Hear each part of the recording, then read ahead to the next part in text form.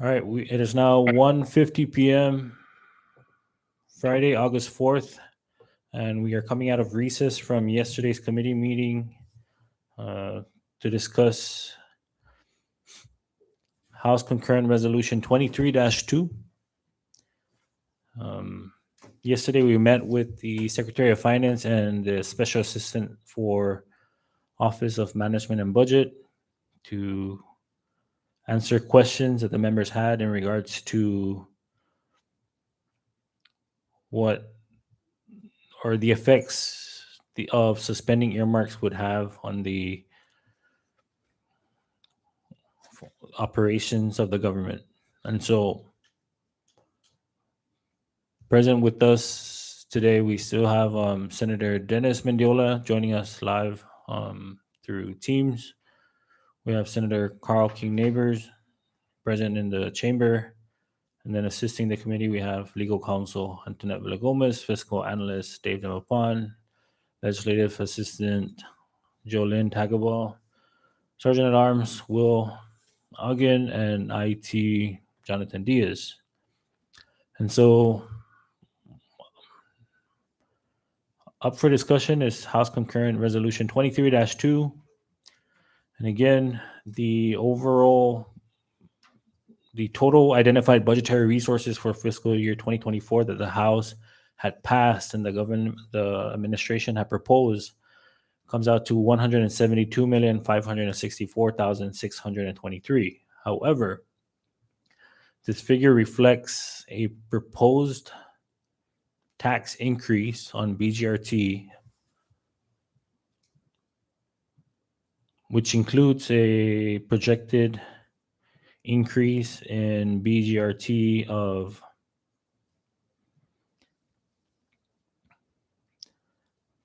$9,149,310. However, because this figure, or because the proposed tax increase has not been signed into law and is not in our current statute, this projected amount was the committee agrees that this projection should not be included in the available resources, as the House has yet to pass the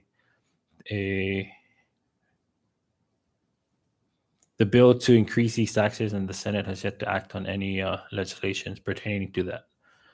And so, in moving forward, we would have to reduce the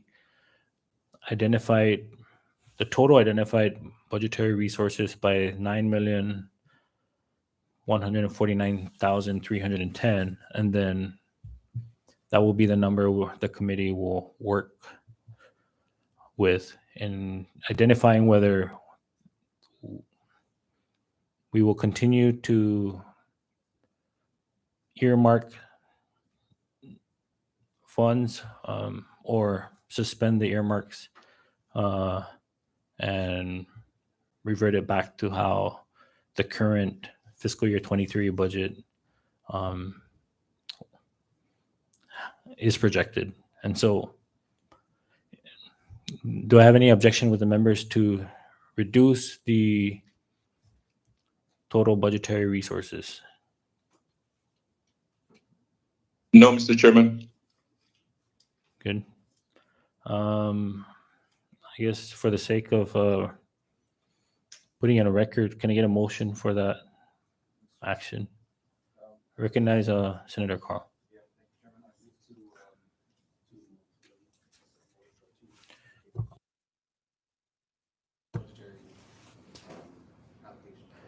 Thank you.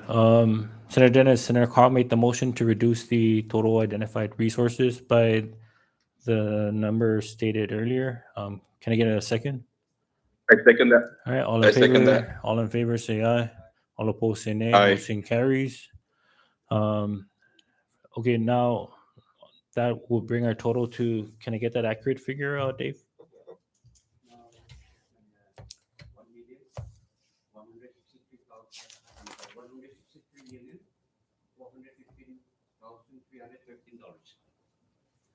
All right, and so now the identified budgetary resources that the Senate has agreed to comes out to 163,415,313, which would, if we keep the current earmarks totaling 57,157,358, that would bring the total local revenue resources available to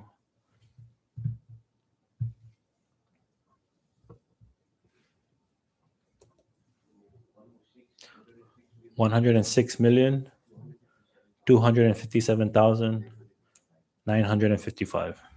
Any discussion on that?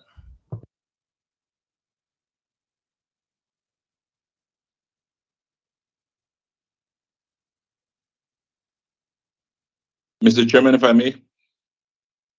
Recognize?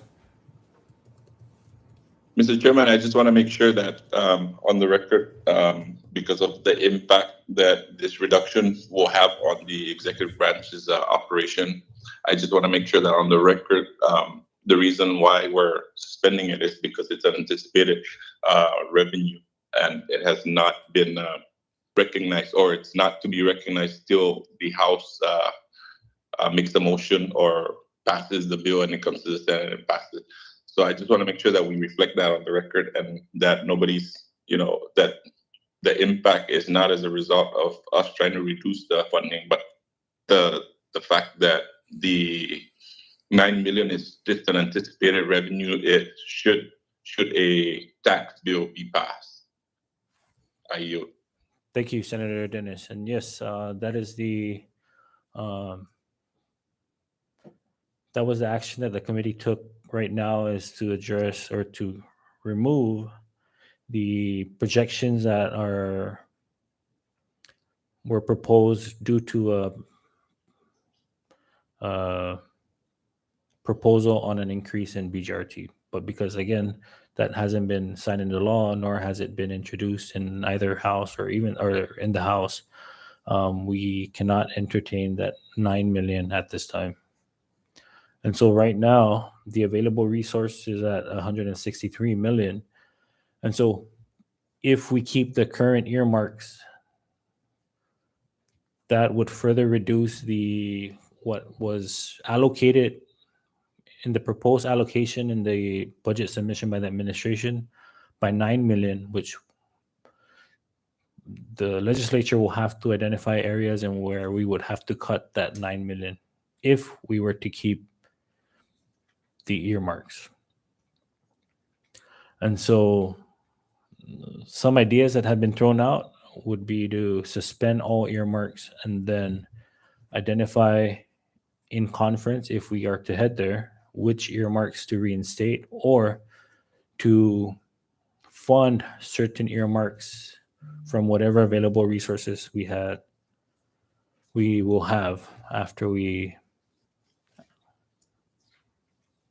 continue with the allocations that were submitted in the volume 1. And so we heard from Secretary of Finance that both suspensions would severely impact the Commonwealth. If we were to suspend GHLI, then we are putting at risk the health and safety of our people in terms of not being able to pay for health and life insurance premiums, which may also increase premiums from the employee. And if we were to suspend earmarks on MVA, that would hinder the ability of MVA to continue to promote the CNMI and bring in the tourists that we need to receive the actual revenue that is being projected.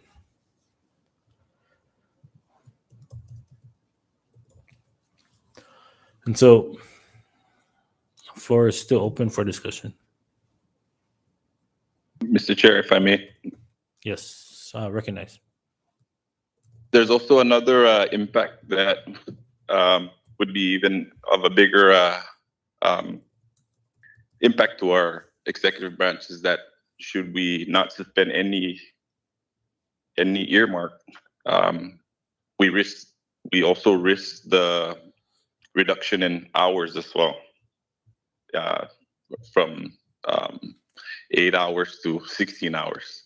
So that's another consideration that we need to um, put on the floor,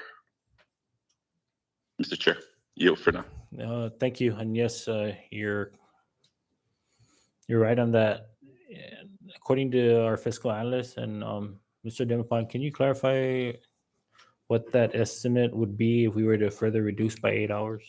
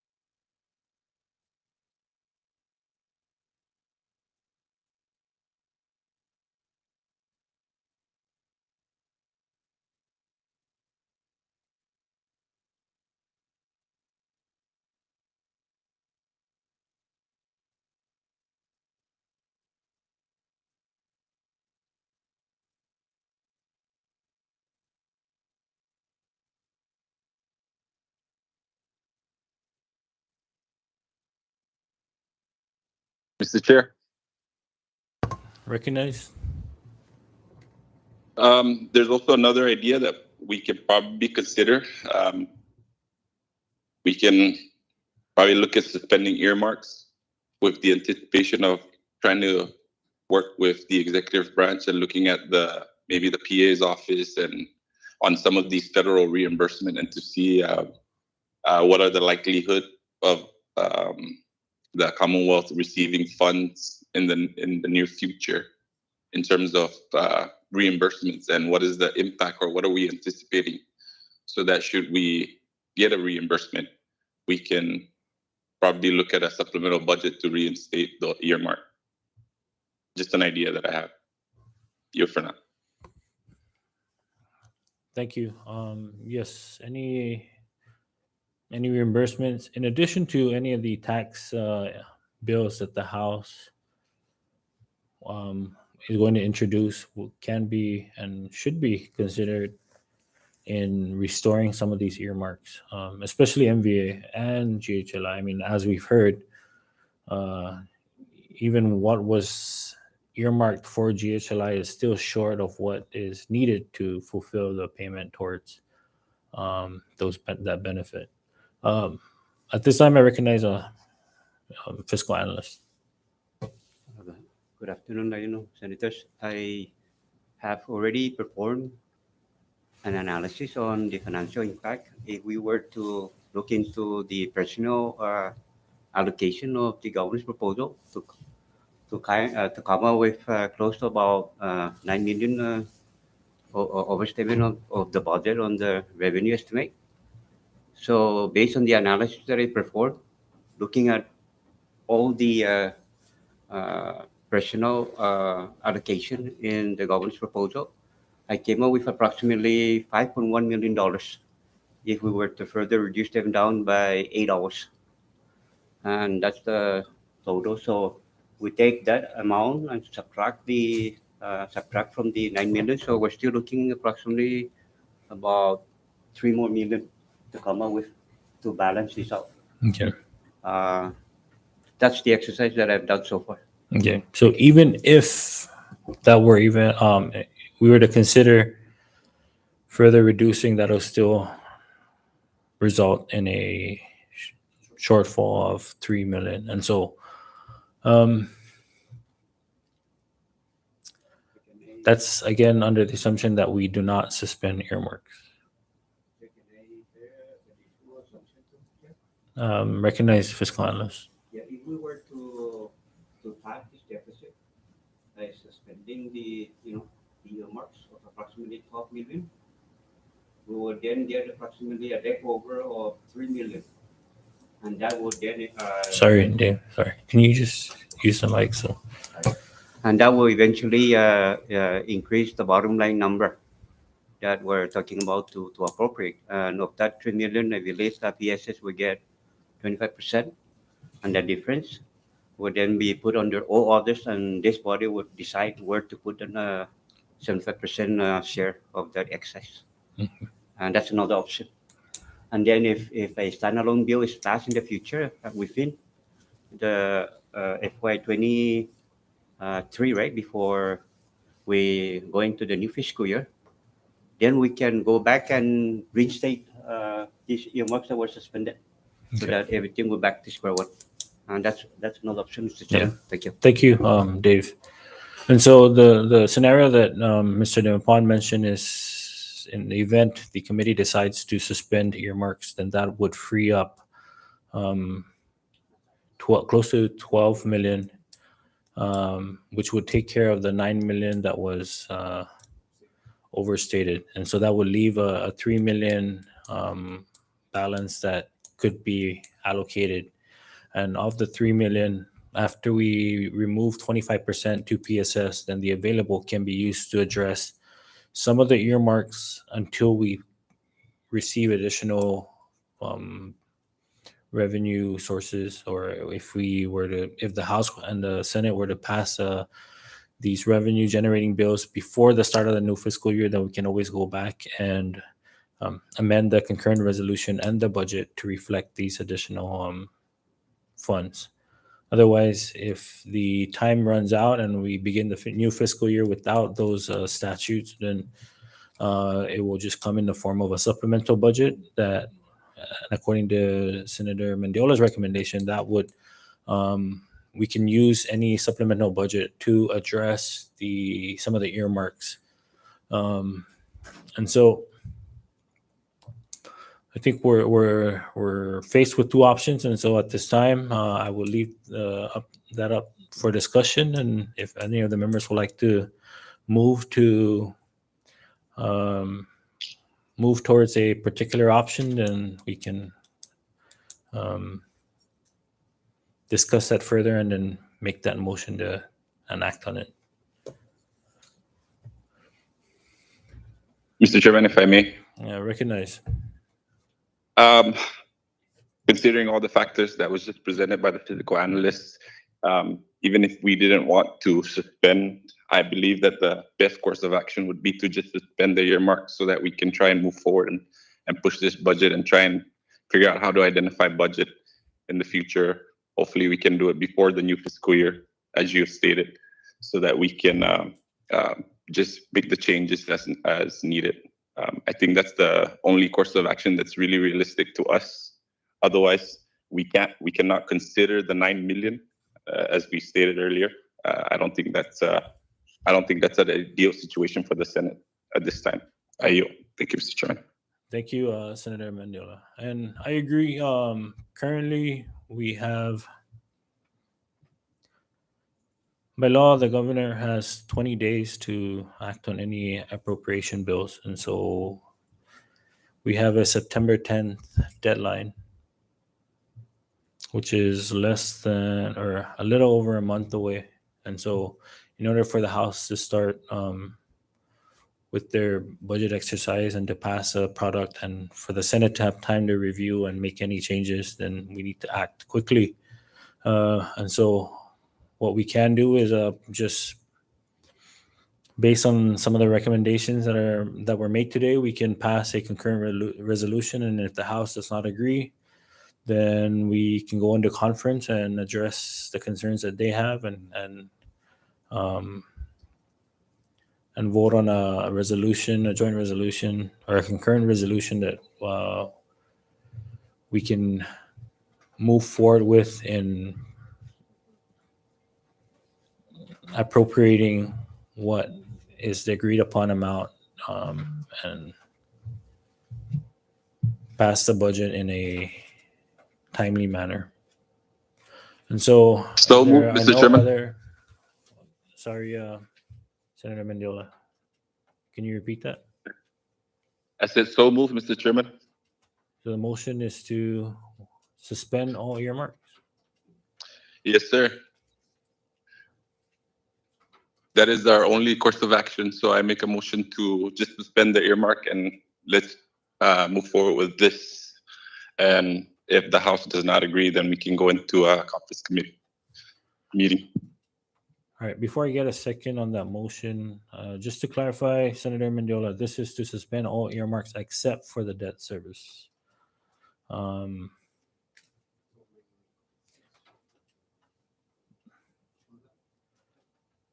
Yes, Mr. Chairman, that's the motion here that I'm making. Okay, so this would be. So the motion is to suspend everything listed under Section A, under less earmarks.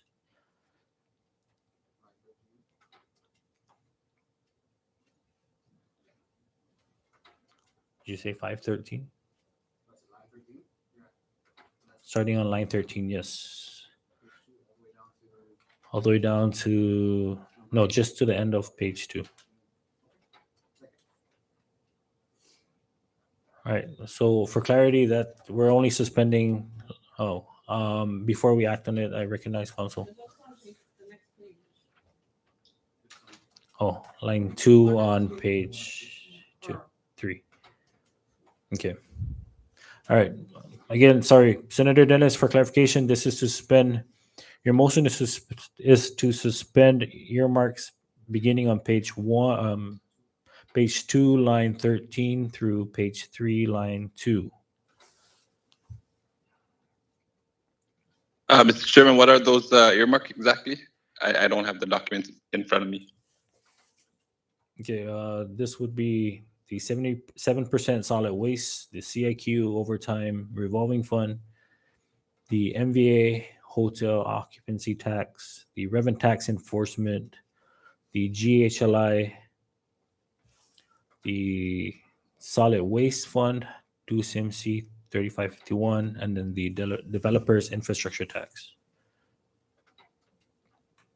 Absolutely, Mr. Chairman. That's the lines that we're talking about. All right. And so a motion was made by Senator Mendiola and seconded by Senator King Neighbors. Discussion on that motion. Ready? Ready? Can I recognize our LA to take a roll? Senator Carl R. King Neighbors, Yes. Senator Dennis C. Mendiola, Yes. Mr. Chairman. Yes. Mr. Chairman, all 3 members present voted yes. With all 3 members voting yes, the amendment hereby passes. And back to the main motion. So now we have in front of us on page 2, the total identified budgetary resources comes out to 163,415,313. Less debt services previously appropriated. We have the 2007A refunding bond of 3,617,000. The 2007B refunding bond payment of 3,265,375. The 2020 pension obligation note payment at 2,886,600. The MPLT loan at 822,753. And then the settlement agreement of 34 million And so with that, Dave, can you give us the total of the debt service? Okay, we started off with 172,564,623 dollars. We adjusted $9,149,310 dollars. It gets us down to $163,415,313. And then we suspended the following earmarks: solid waste showing 85,400. We took that out. We suspended the CIQ overtime of 323,231. We took that out. We suspended MBA of 4.5 million. We took that out. We suspended the revenue and tax enforcement of 200 some thousand out. Then we also suspended the group health life insurance of about 6.6 million out. And those 1, 2, 3, 4, 5 numbers accounted to approximately $11.8 million. Then we go further down on another account for solid waste fund. We suspended 649,200, $649,780. We took that out. And then the last one is the developers infrastructure tax of $108,639. We took them out. I took that out. So the total earmarks that we took out accounted to $12,565,630. And of that, we would apply 9 million.1, and it gets us to a surplus of 3.4 million. Out of that amount, we will then allocate 25% for PSS, and the rest of about $2.5 million is for this body to decide where to put it. And I think we're contemplating to put about 1.5 million out for MBA. And that's a Chairman, I can. Thank you. Yeah. Can we get the total for the debt service? Debt service remains the same. It's still hold on, Chair.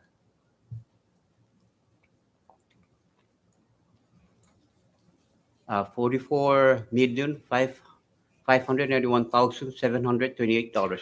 Okay, so if we take the total budgetary resources at 163,415,313, less debt service at 44,591,728, that should give us the total local revenue and resources available for appropriation for Commonwealth government activities in fiscal year 2024. That will come out to 118,823,585. That's correct. Yeah. And then with that, we subtract the DPL allocation. We add. Chair, we added. I'm sorry, we add the DPL allocation. That'll give us, 123,784. sorry, Dollars. you said 153,000. 123 million. Sorry, 784,466. Right. Yeah. Can you repeat that figure? 153? Sorry, 123 million. 784,466. 466. Okay, and so that would, again, for allocation, we would have 118,823,585. And then we add in the Department of Public Lands at 4,960,881 to give a grand total of 123,784,466. Discussion on that, members.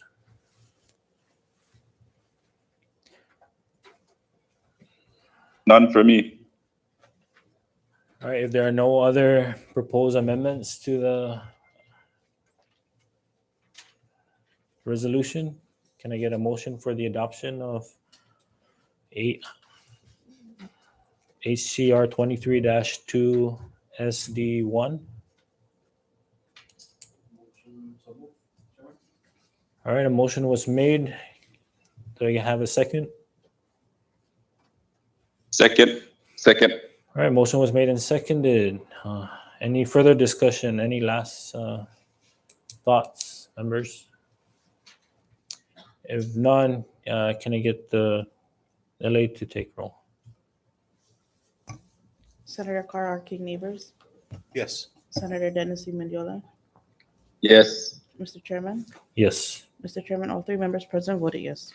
Thank you, Ms. Jolin. With all three members present voting yes, House Concurrent Resolution 23-2 SD1 hereby passes. All right, members, that takes care of the only item on the agenda.